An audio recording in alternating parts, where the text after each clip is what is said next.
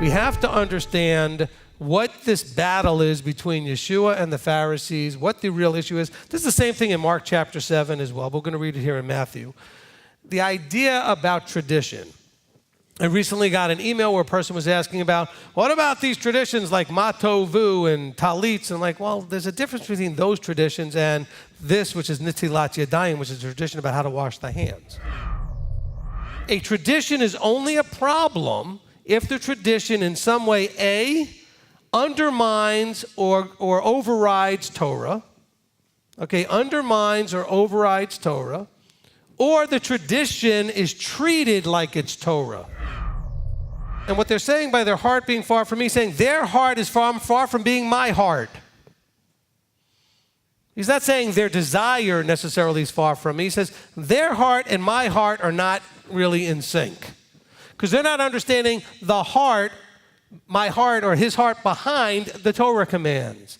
Why they're there, what their purpose is, why it's important to do things and it's important not to do other things. Their fear of me, in other words, what they're being told, you better do this, has been more about what the men are teaching than what I'm teaching. Their fear of me has now become what the men have taught, not what I've taught. And any of you came from a church background, you know what that looks like. There's an awful lot of that going on in the churches. I don't care if it was Protestant or Catholic or whatever. There's a lot of fear being taught, but it's men teachings, not Yahweh teachings. Yeshua is not hinting that it doesn't matter what you eat, because now forget about the kosher laws. Because if Yeshua broke any of the laws, we have a problem. By the way, if he was advocating, look, this is so obvious and so simple, but people miss it. The Pharisees are having a cow because they didn't wash their hands. What kind of cow would the Pharisees have that he was telling them they could eat pork? By the way, when these people are doing all these things, he says to them, this is for all of you on Facebook, on all these other places. What does he say to all these false teachers that you're supposed to do? He says, leave them alone. Forgiveness that is spoken to the other person only needs to be spoken when they actually repent. However, you still need to have done the forgiving. So let's understand that forgiving has two aspects to it. The part that you do inside you and the part that you express to the other person. I've got people, for example, that have split in their groups or have had problems in their congregations. And you know what? Whatever happened, they might say something to me like, well, I'm not sure I can meet with them ever again. Well, why? What if they repent? Well, I don't know if I'll believe them. Well, where is this verse playing into all of that? Should you not also have had compassion on your fellow servant, as I also had compassion on you? By the way, that's more discipleship language. You need to do as I've done unto you. I'm teaching you by how I treat you. And since I treated you a certain way, that was instructional. It wasn't just mercy and compassion. It was to instruct you if you're looking to be like me. You need to forgive your brother. If you don't forgive him, then no forgiveness is coming your way. And you wonder why you suffer sometimes. And so, it's because you may have unforgiveness. By the way, people use that as a weapon too. Don't let them. Oh, well, you just have unforgiveness towards me. No.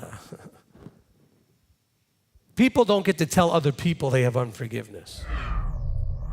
This is the context of every interaction with the scribes or the Pharisees. It's about trying to silence Yeshua, not having Yeshua silence them. So they're going to test him to see if they can accuse him of anything by putting him in through a scenario where if he doesn't answer right, they can go, aha, this guy is a false teacher. He doesn't know what he's talking about. Everybody should just ignore him. He says, on these two commands hang all the Torah and the prophets. In other words, these are like the two major subheadings. These are there are headings. Everything falls under these two headings: how to love the Creator and how to love each other. That's what Torah is all about. It's broken up into basically two categories. Lots of subcategories, but two main categories: the vertical relationship and the horizontal relationship. And by the way, a lot of you have family members that have said to you, well, I don't need to do all that Torah stuff. I just need to do these two great commands.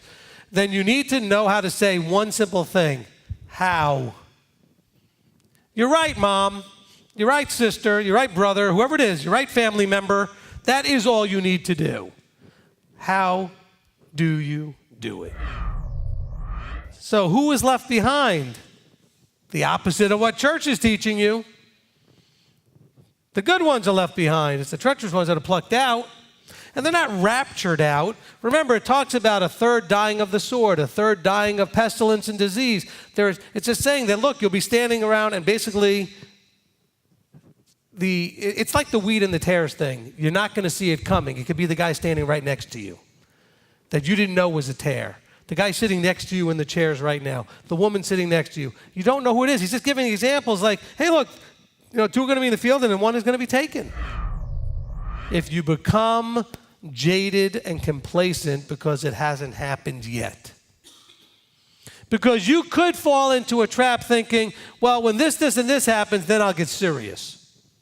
And you may not be so conscious about that decision, but you may be like, oh, no, I know. I'm just going to buckle down and hunker down as soon as, this, and this happens, but I'm just going to be right.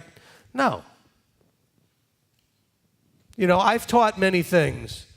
And one of the things in my teaching that I can promise you is true is how you practice is how you do. There's no crash course that says, I practiced badly and I did nothing, and then all of a sudden I'm going to do great. It just doesn't work that way. Well, how have we defined evil scripturally? We've defined it, if you remember, in many, many of the teachings, as those that break Torah. Evil does not mean like you have to be, a megalomaniac serial killer trying to torture with gas weapons or with, whatever, shooting people and putting them in mass graves. That is evil, by the way, but that's not the only definition of evil. All right? So when we say, okay, Hitler was evil, absolutely. But guess what? So is breaking any command according to Yahweh. That's his definition of evil. So we got to be really careful here at the end of this kind of readings out of the book of Matthew that it all comes back down to what are we saying in our heart? Because out of that heart comes what? Reasonings. And what does those reasonings mean? Those are those self-rational lyings to ourselves, how we rational lie. What kind of reasonings are coming out of your heart? Because that's really, we can run into all kinds of problems.